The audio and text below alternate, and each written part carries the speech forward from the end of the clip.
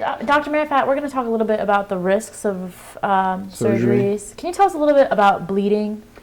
Yeah, bleeding generally doesn't happen in a person who's not got any sort of a predisposing factor to bleeding.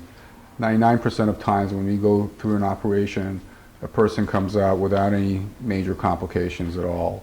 But every once in a while we do see complications, and that's why we want to talk to them about it with our patients.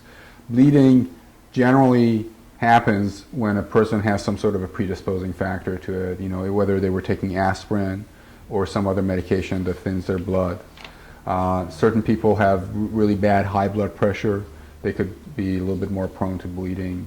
Others have some sort of a genetic tendency to bleed in their family, like problems such as hemophilia. I'm sure you've heard of it. Mm-hmm.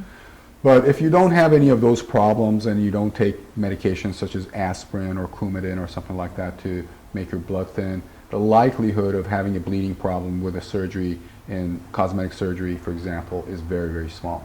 What about infection?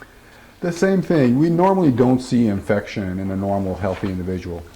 But there are individuals, for example, who have some sort of a predisposition to get infected, such as people who, for example, are diabetic, are a little bit more prone to infection. People who take certain medications can be prone to infection, such as people who take steroid medications.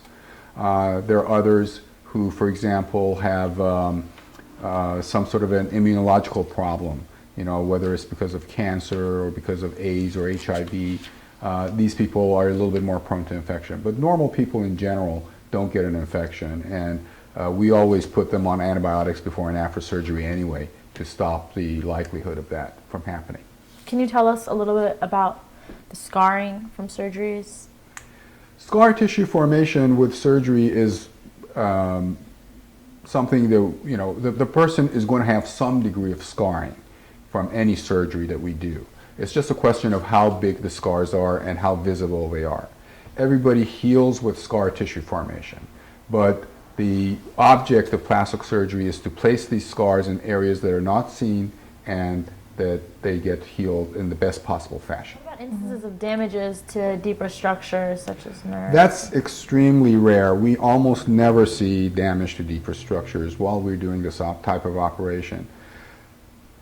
Of course, there are structures deep to the area we're going. There's no question about that. And we know where these structures are, and we always stay away from them. But if by chance, if by some stroke of bad luck you have a problem happen, we try to deal with it immediately and fix it right there and then.